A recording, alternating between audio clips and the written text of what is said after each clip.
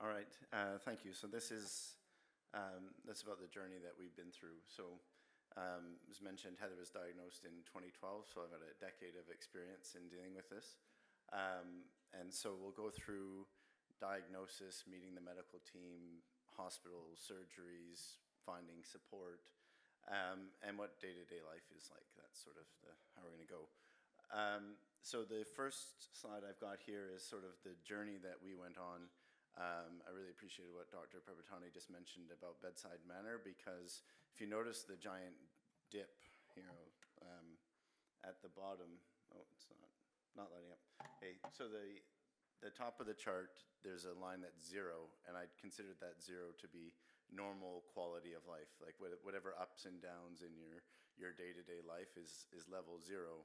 And pre-diagnosis, I put at minus 25, because we had tried so many different things. As Heather mentioned, she had all these symptoms and was told the early onset arthritis, or it's a diet thing, and we tried elimination diets and all these other things. You have no idea what's wrong, and it's really frustrating because you can't get a straight answer.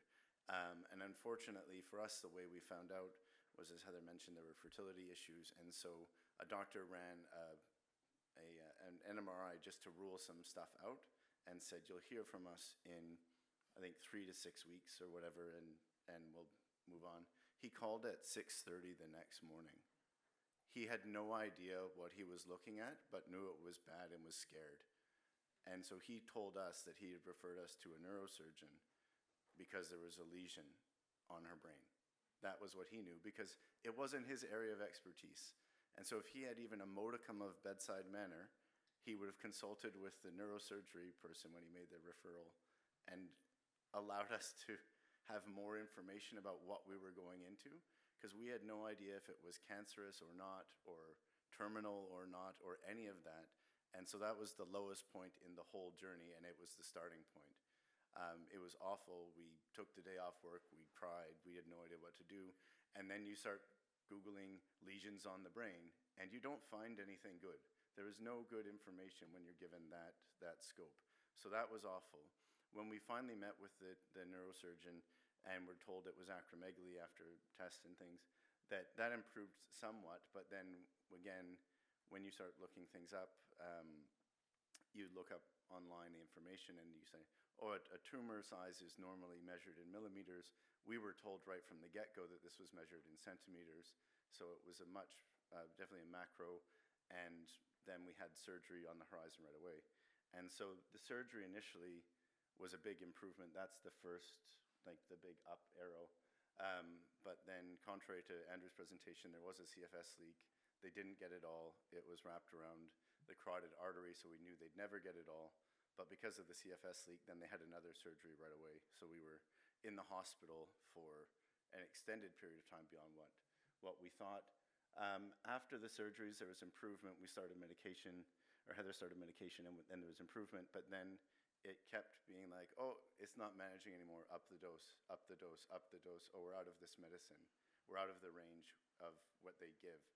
And so then also we were trying to expand our family, and so the big drop down is where we were at a point where to expand the family, it meant going off meds, having another surgery, and then potentially as well looking at changing to new medication. The endocrinologist had also, as a precautionary measure, introduced us to the radiologist, who was then freaking us out with all the radiotherapy solutions as they were presented. So that was a definite low point. We went through, Heather went off meds, had the surgery, but wasn't successful, but then started new meds, which is the up arrow at the end, and now we're better than we've ever been, because she's relatively stable now on the concoction of medicines that she's got. So that's sort of the general journey that we went through, and there's certainly learnings for everybody through the way about how it could have been much smoother.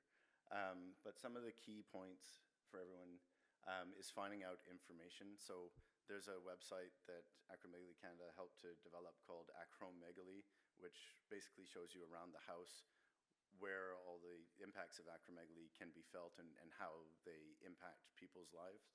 And so it's a valuable resource for people that are where we were a decade ago trying to figure out how this is going to impact and what your life's going to be like.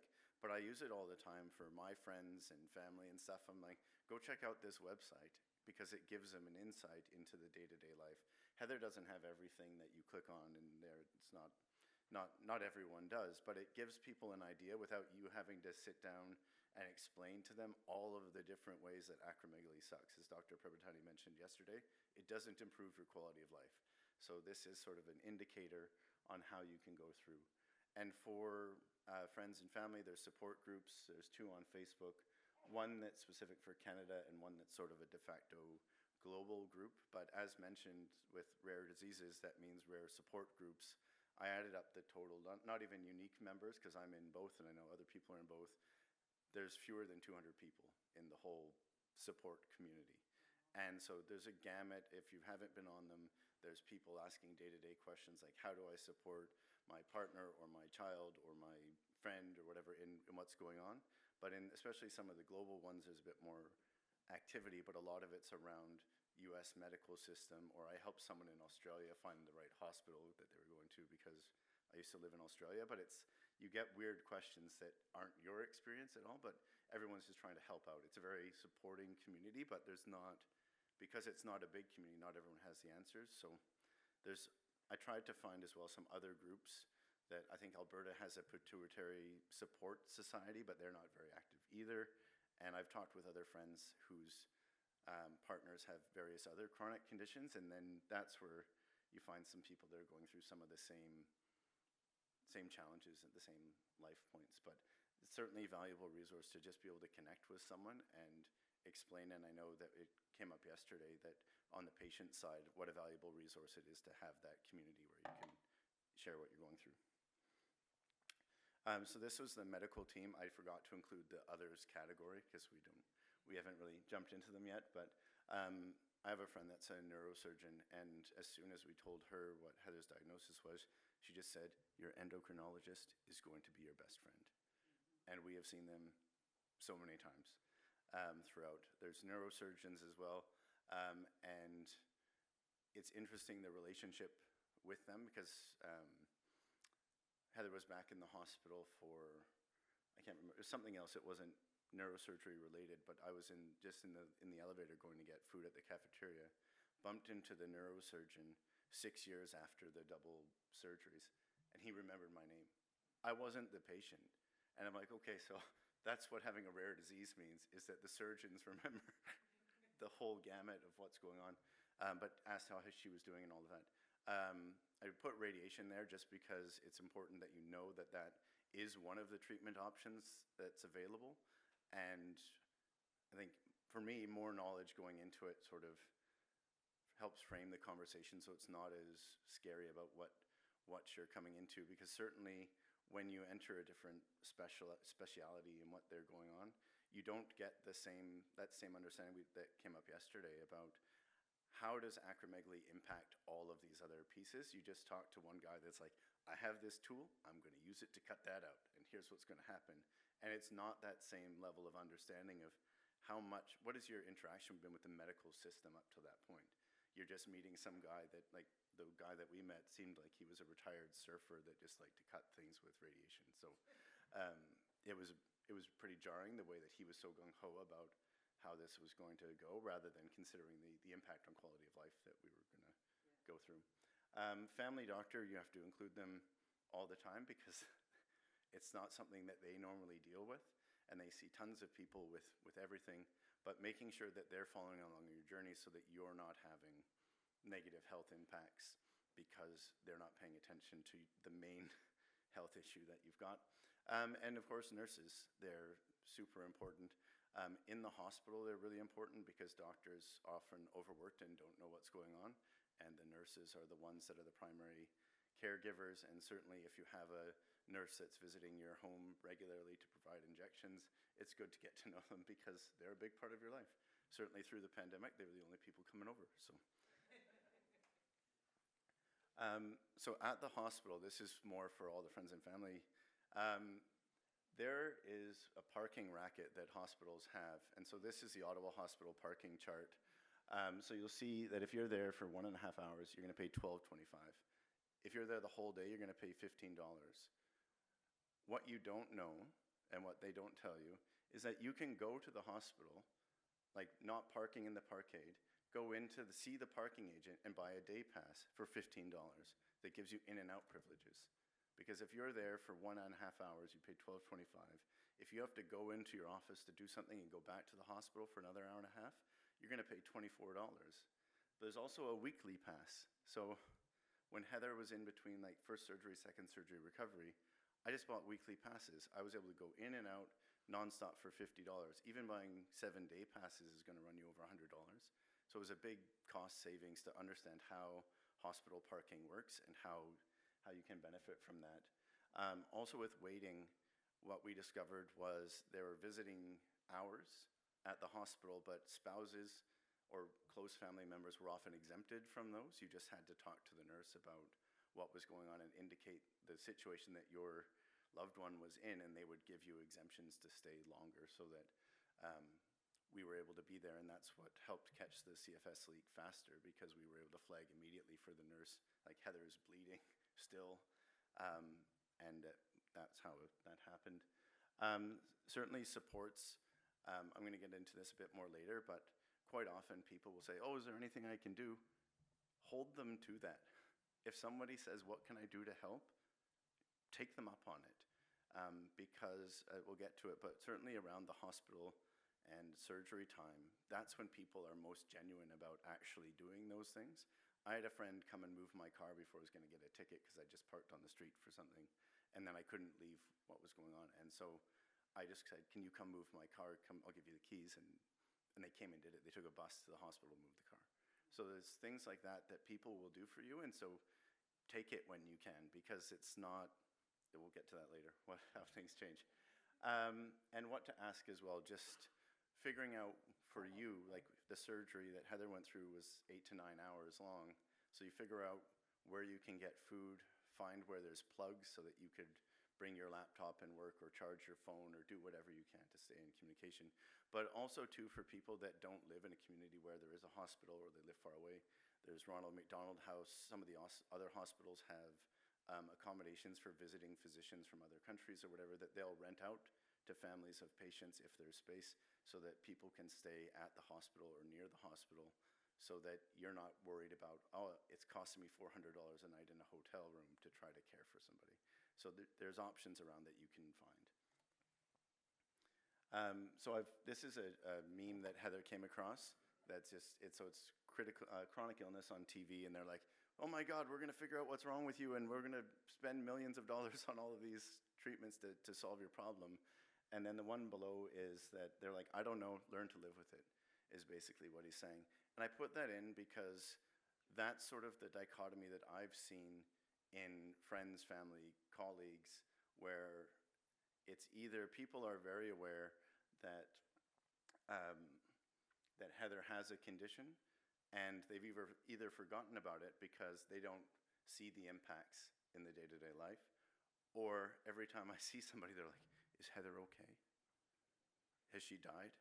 Is it like, it's either like everything is fine and there's no issue, or she's at death's door because they know it's something serious, and they can't really reconcile the truth that it's this low-level, not great quality of life, but it's not negative, but it's also not visible. And I think it's important to remember for all the patients that for a lot of people with acromegaly, because it's a rare disease and people don't even know to visualize Andre the Giant's negative perception that we were talking about yesterday, but they don't even know what it looks like.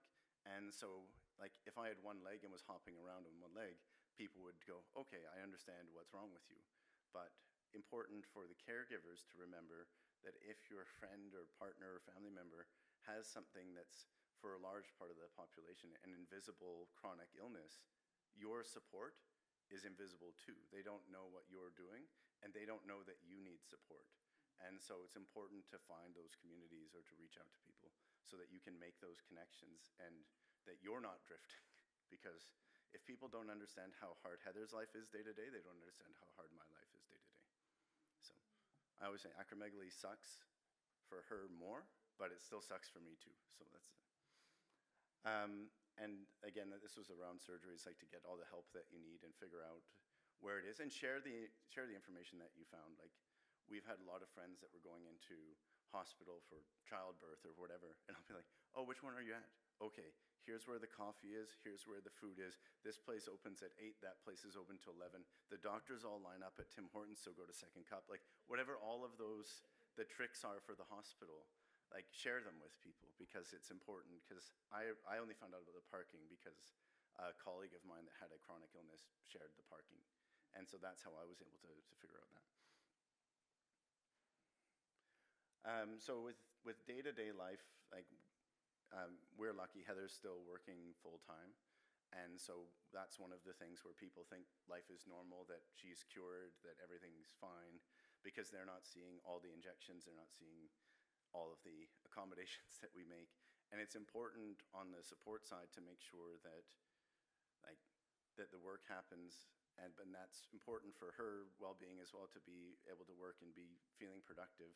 But at the same time, I don't know how it is for everyone else, but certainly I noticed that there's work, Heather, that powers through, and then when the workday ends, all of that, the facade of full energy gets pulled away. And I'm constantly saying, I'm glad I get to see the real you, but it's really draining because we're both working from home right now. And so I hear old Heather pretending to be old Heather on work calls or at meetings, but I know that lady doesn't live or really even exist. But it's sort of, you get sucked in a bit to the illusion of like, oh, maybe she's feeling better, but it's not, it's just a facade. And so it's important to remember that and to figure out how you cope with knowing that there's two sort of personas, and how draining it is for her socially to try to go out and be engaging and not show whatever symptoms or pain is bothering her when we're out for dinner with friends. So it's not this constant, like, I just want to hear how you guys are doing. I don't want to tell you that, yeah, oh, my jaw's really sore today, that's why I'm taking smaller bites. Like, it's trying to manage those social interactions is really draining for her, and I forget about it sometimes, but then we come home or wherever, and I'm like, oh, that was great to catch up with people, and she's like, I can't talk to people for 3 days. And so it's getting that, trying to find how you interact and manage your own social activities so that you're able to get what you need out of that as well. And that's at home too, just trying to do as much as you can to manage around the acromegaly so that it's not impactful and as negative as it could be around the house, that we can do all these things. And as you can tell from the picture as well, it also changes the sort of things that you do on your holiday. We were in New York at the end of August, so we stopped by the Pfizer World Headquarters. We didn't go in to say hello, but we should have asked them to sponsor our holiday, given how much we pay them. But it's just that it impacts every aspect of your life, and so it's really important that, oh, I forgot to mention too, on the at-home part as well, it's important that you separate out the conversations, right? It's typically, we're told, like, it's a trap for a man. A woman says, oh, do I look fat in this or whatever? You say, no, you look great, right? But if Heather asks, do I look puffy? I tell her if she does, because there's no value in gaslighting someone into believing that they don't have these body changes that they're feeling. Like, she can feel that she feels puffy, and my role is to tell her whether or not it's visible or not. Whether, like the same that Andrew mentioned with his family mentioning his fingers had grown, that I'm holding her hands and I can tell her, yep, they feel worse today, or they feel better today. And so providing that sort of honest feedback is really important, because there's so much that people are dealing with. They basically don't have time or energy or patience for you to like try to make them feel better through platitudes. Like, there's plenty of opportunities for me to separate out, like, you look puffy today, or your hands are bigger, or yeah, I noticed that your feet are swelling, so wear these other shoes instead. I can still tell her that I find her attractive. That's separate from the puffiness, right? You don't need to, you can have that honest, open communication. That's really a big part of it. And then also on the holiday piece as well, like, making sure that you're aware of all of the medication stuff. Like initially the medicine we were on, we were having to buy like a travel cooler and like get all these special permissions to go through airports and flights with stuff and find a plug at Pearson Airport to plug in the cooler, because then it had been unplugged for 2 hours on the flight because they didn't have all the plugs on the plane anymore. And so all of these sort of challenges and how you manage them. And then it came up yesterday as well when we were talking about the adrenal issues, is when you're introduced to medicine as a friend, spouse, partner, whatever, learn how to administer them. I think I've only administered Heather's medicine like a half dozen times in a decade, but you have to know that because each of those half dozen times she was incapable of doing it herself. And so it's making sure that you're with them on the journey, that you're at some of the appointments, certainly with endocrinologists as well. Like I don't know from your experience on the other side of it, but sometimes patients try to minimize their own suffering. And so having someone there that's like, I'm going to call BS on that, like you felt awful at this point, but also just support for listening and hearing what's being said, so that at the end of it, nobody's missed anything and you know what those conversations have been. And also to make sure that you're aware, the same way with the hospital tricks and tips about parking, know what the levels are supposed to be and what they're going. In Ontario, we have a program called MyChart, so if you get a blood test, you can see the results like before your appointment, so that you know what the levels are. And that's really helpful because, as mentioned numerous times, doctors don't always understand because you're not seeing the right people. And so there was an experience with Heather where her IGF-1 level was the lowest that it had been in 6 years or something. And the first doctor that she saw when she went for her appointment told her that her level was really high, because they were just coming in and looking only at that one result and not the journey. And then her endocrinologist came in and was like, woo, 400, yeah! And it was like completely different mood because they understood the whole journey. And so, but without that, like if Heather didn't know what her level was, just the person telling her it was high would have freaked us out. We would have thought something's not working, especially that was after we'd gone through the medicine doses getting upgraded. And you would end up with entirely different healthcare outcomes and needless anxiety because you don't understand where you are. And so as much as we can hope that med students learn more about it, you also have to empower yourself, not to be there and correct doctors and say, oh no, you've made a mistake. I read in Pituitary World News XYZ and you're wrong.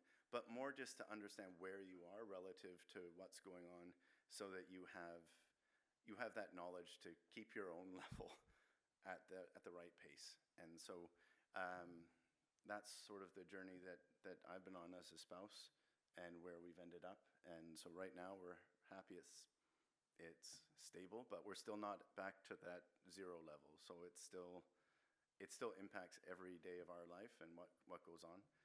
And that's always going to be the case. But certainly making sure that there's more awareness about the resources that exist, so people don't have as low lows as we did on the journey, is a big reason why like Heather was a part of this organization, so that we can help spread awareness and make sure that people and doctors have access to resources to lead to better health outcomes.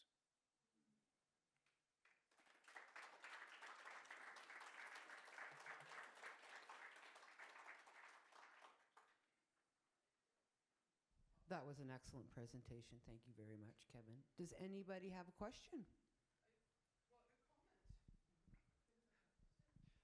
Kevin, I loved that. I loved what you just said. I'm a single person. I've got 3 adult daughters, friends that are judgy, oh, you know, your health, la la la. It's exhausting to talk about it.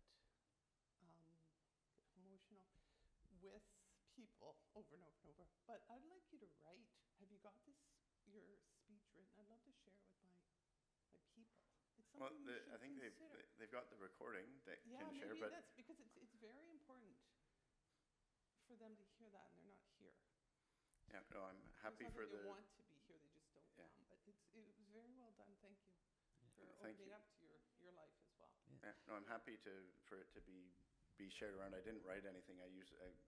I'm a big extrovert, and so I usually just talk off the cuff all Yep. the time, even if I'm talking about work stuff as well. It's really detailed. I still just go off the cuff, but and just speak to the points I made, and that's sort of how I focus. But so I won't ever be able to recreate what was just there. That's why the recording's valuable. But I do think it's important for people to know, and that's like that acromegaly site has been really useful in for sharing for even for people, because I was out for drinks with a friend, and I'm like, I just said, I'm feeling really low right now.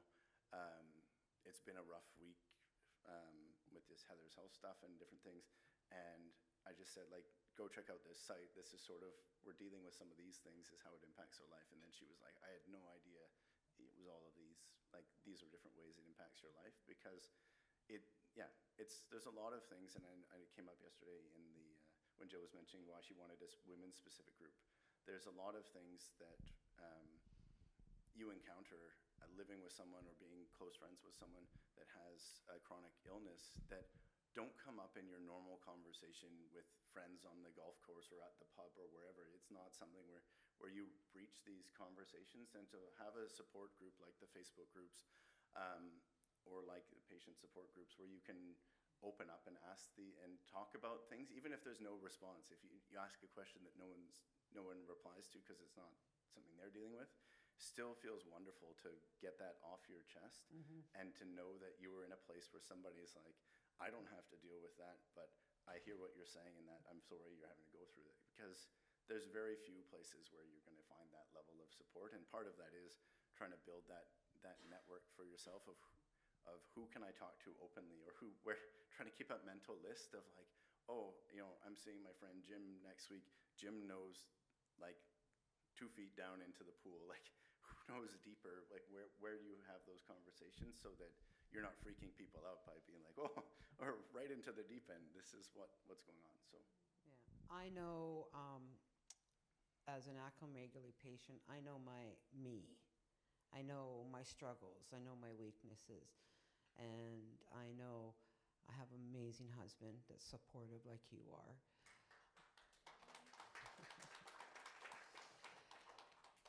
He'll walk in the door and I'll either be laying on the couch because I'm in pain and know it's leftovers for dinner tonight.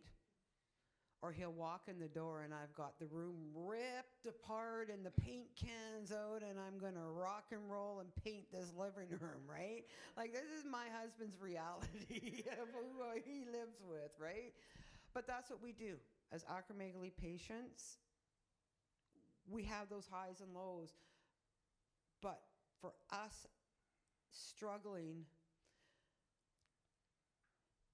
helping us get through this journey is our spouses.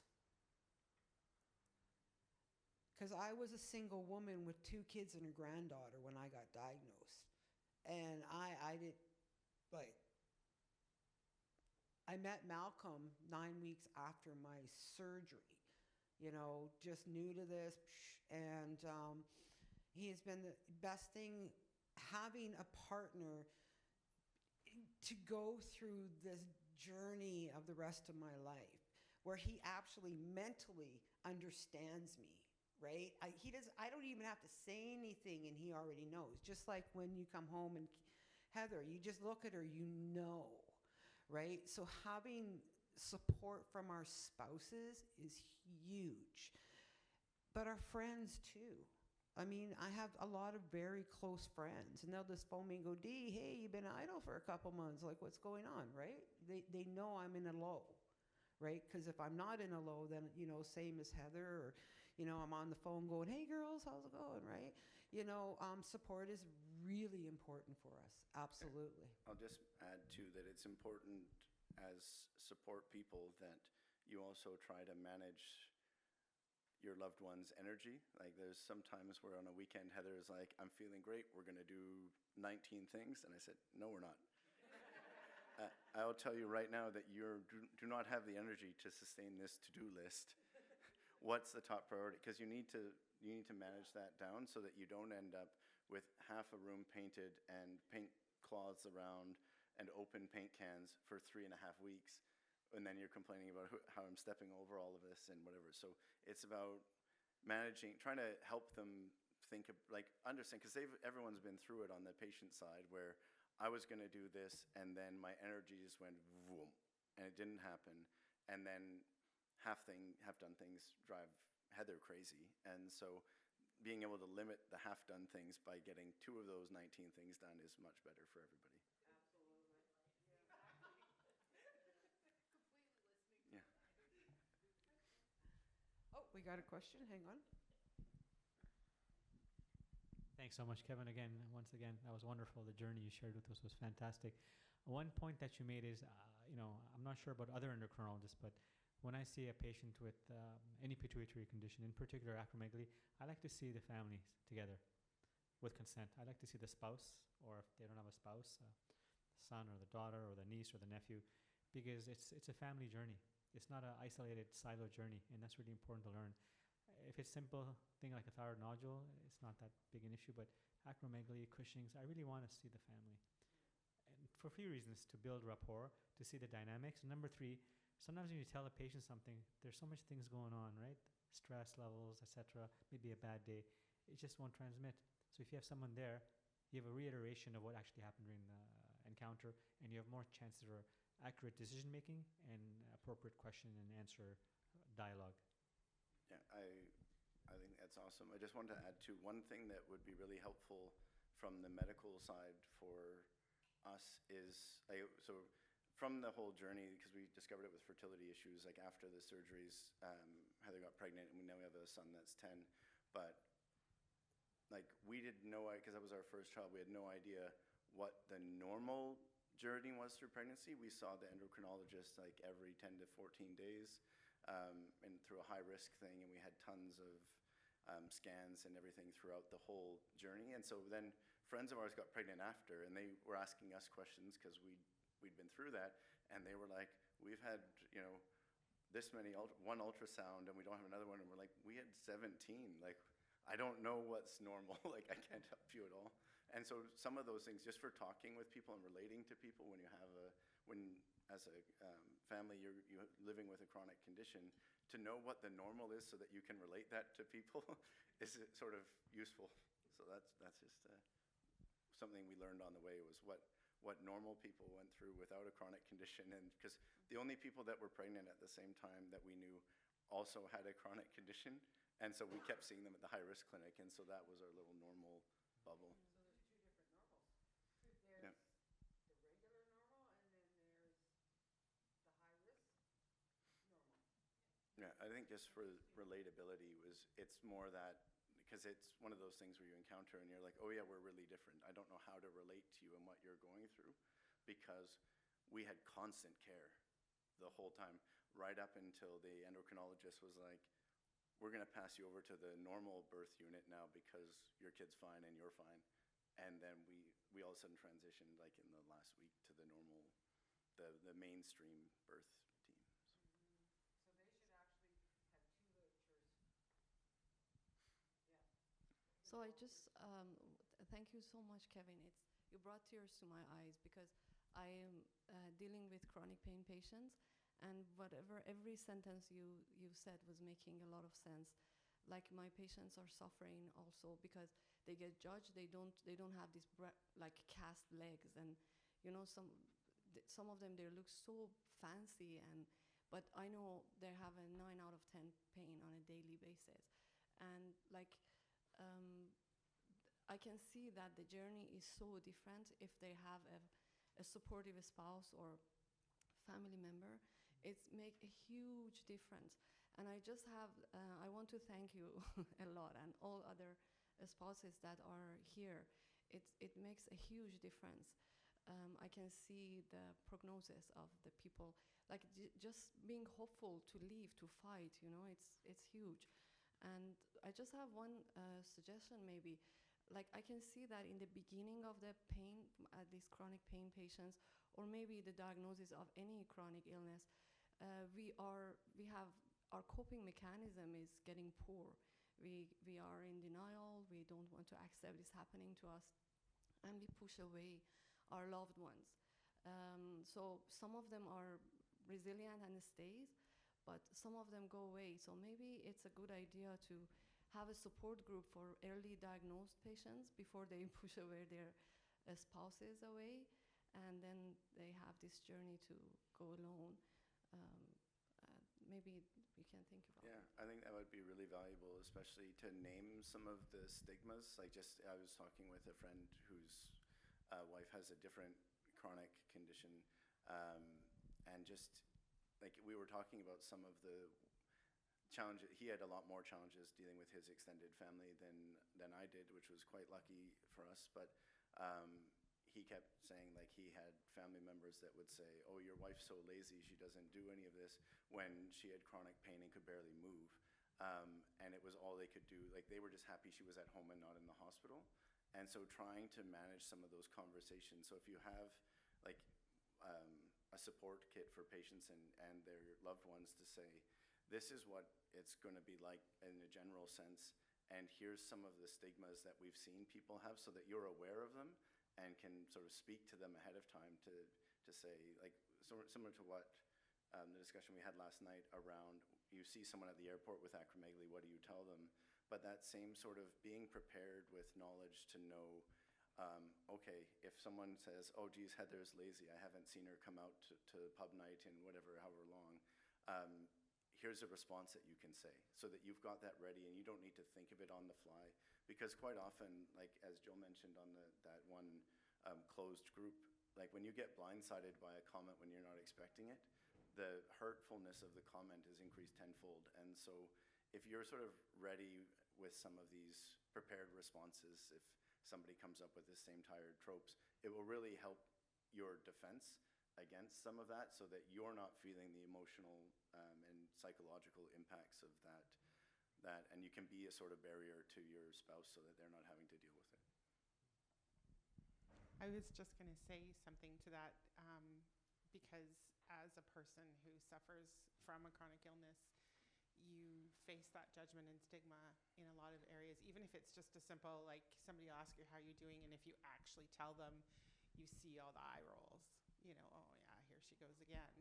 And so we tend to, like you said, mitigate that and just say, oh, I'm okay, I'm good, I'm fine, you know, even to the point of going to the doctor and just minimizing it. So that advocacy is vital, because we get tired of complaining. So having that support is really valuable.